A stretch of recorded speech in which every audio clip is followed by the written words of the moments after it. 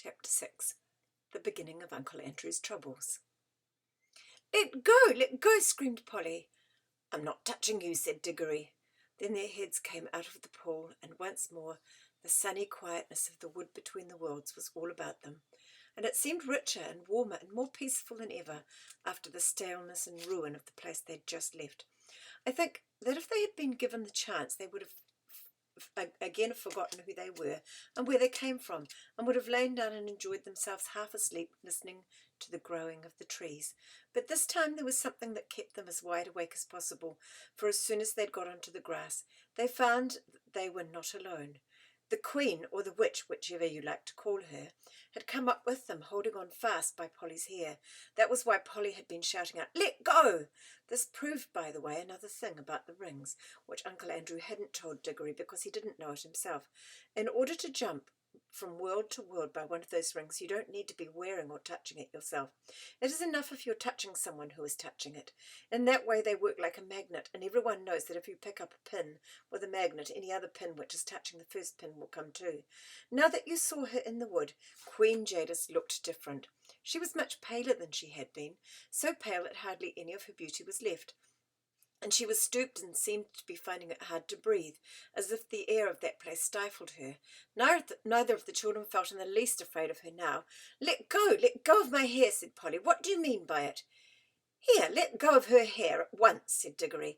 They both turned and struggled with her. They were stronger than she, and in a few seconds they had forced her to let go. She reeled back, panting, and there was a look of terror in her eyes. Quick, Diggory, said Polly. Change rings and into the home pool. Help! Help! Mercy! Cried the witch in a faint voice, staggering after them. Take me with you. You cannot mean to leave me in this horrible place. It is killing me. It's a reason of state, said Polly spitefully, like when you killed all those people in your own world. Do be quick, Diggory. They'd put on their green rings, but Diggory said, Oh, bother, what are we to do? He couldn't help feeling a little sorry for the Queen. Oh, don't be such an ass, said Polly. 10 to 1, she's only shamming. Do come on. And then both children plunged into the home pool. It's a good thing we made that mark, thought Polly. But as they jumped, Diggory felt that a large cold finger and thumb had caught him by the ear. And as they sank down and the confused shapes of our own world began to appear, the grip of that finger and thumb grew stronger. The witch was apparently recovering her strength. Diggory struggled and kicked, but it was not of the least use. In a moment they found themselves in Uncle Andrew's study, and there was Uncle Andrew himself, staring at the wonderful creature that Diggory had brought back from beyond the world, and well he might stare. Diggory and Polly stared too. There was no doubt that the witch had got over her faintness, and now that one saw her in our own world with ordinary things around her, she fairly took one's breath away. In Charn she had been alarming enough. In London she was terrifying. For one thing, they had not realized till now how very big she was. Hardly human was what Diggory thought when he looked at her, and he may have been right, for some say there is giantish blood in the royal family of Charn. But even her height was nothing compared with her beauty, her fierceness and her wildness. She looked 10 times more alive than most of the people one meets in London. Uncle Andrew was bowing and rubbing his hands and looking, to tell the truth, extremely frightened. He seemed a little shrimp of a creature beside the witch, and yet, as Polly said afterwards, there was a sort of likeness between her face and his, something in the expression.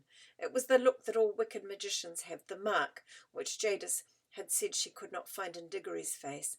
One good thing about seeing the two together was that you could never again be afraid of Uncle Andrew, any more than you'd be afraid of a worm after you'd met a rattlesnake, or afraid of a cow after you'd met a mad bull. Pooh, thought Diggory to himself. Him a magician, not much. Now she's the real thing. Uncle Andrew kept on rubbing his hands and bowing. He was trying to say something very polite, but his mouth had gone all dry so that he could not speak. His experiment with the rings, as he called it, was turning out more successful than he liked, for though he had dabbled in magic for years, he had always left all the dangers, as far as one can, to other people. Nothing at all like this had ever happened to him before. Then Jadis spoke, not very loud, but there was something in her voice that made the whole room quiver. Where is the magician who has called me into this world? Madam, gasped Uncle Andrew, I am most honoured, highly gratified, a most unexpected pleasure. If only I had had the opportunity of making any preparations. Where is the magician, fool? Said Jadis. I am, madam. I hope you will excuse any liberty these naughty children may have taken. I assure you there was no intention. You?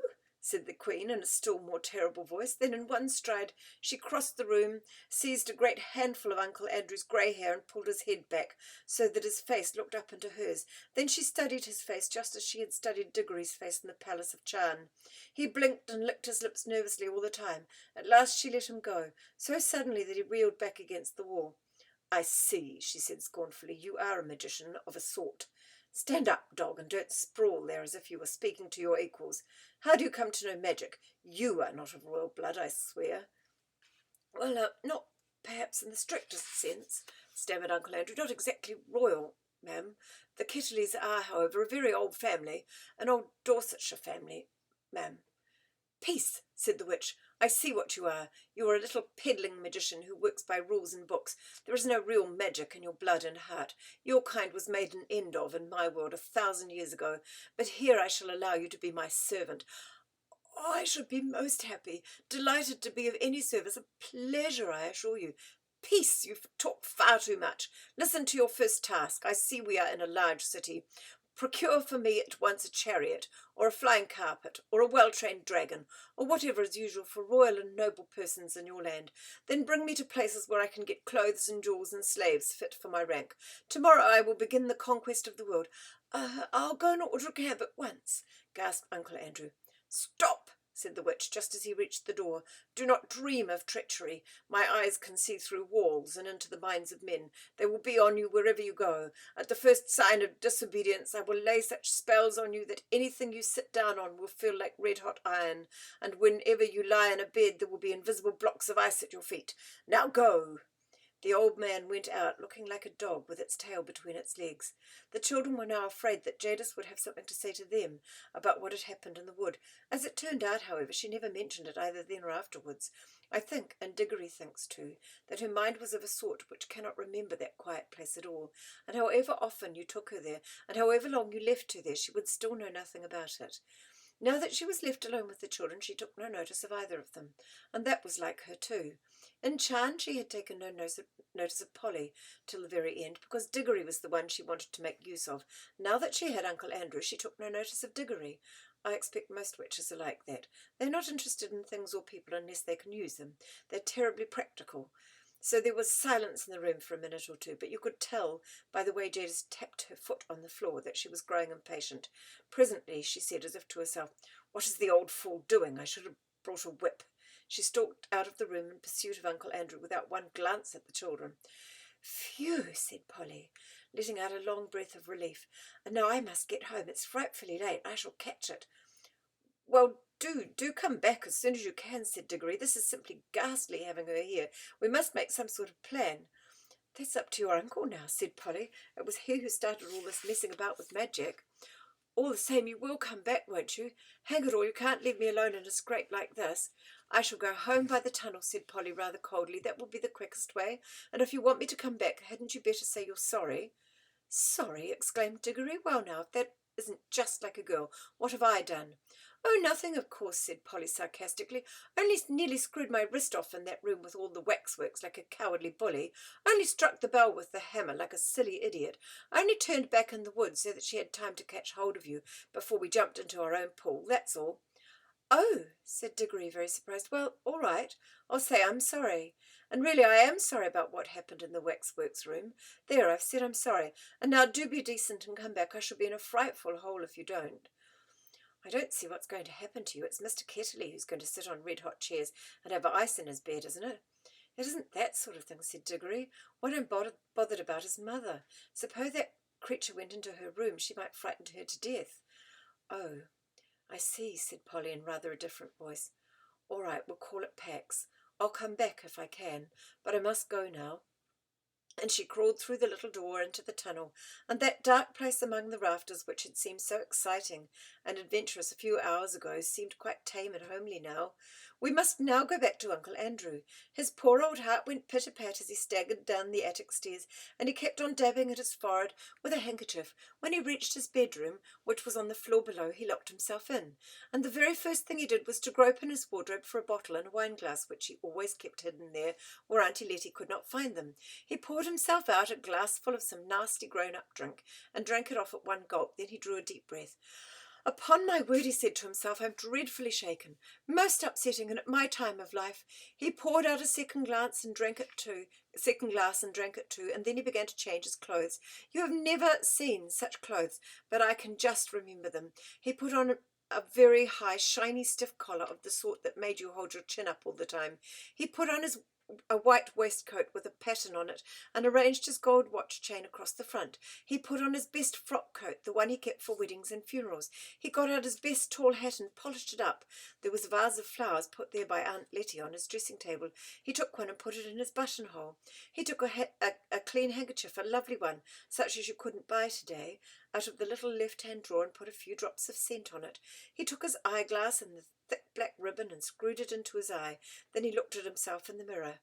Children have one kind of silliness, as you know, and grown-ups have another kind. At this moment Uncle Andrew was beginning to be silly in a very grown-up way. Now that the witch was no longer in the same room with him, he was quickly forgetting how she'd frightened him, and thinking more and more of her wonderful beauty. He kept on saying to himself, "A dim fine woman, sir, a dim fine woman, a superb creature." He had also somehow managed to forget that it was the children who'd got hold of this superb creature.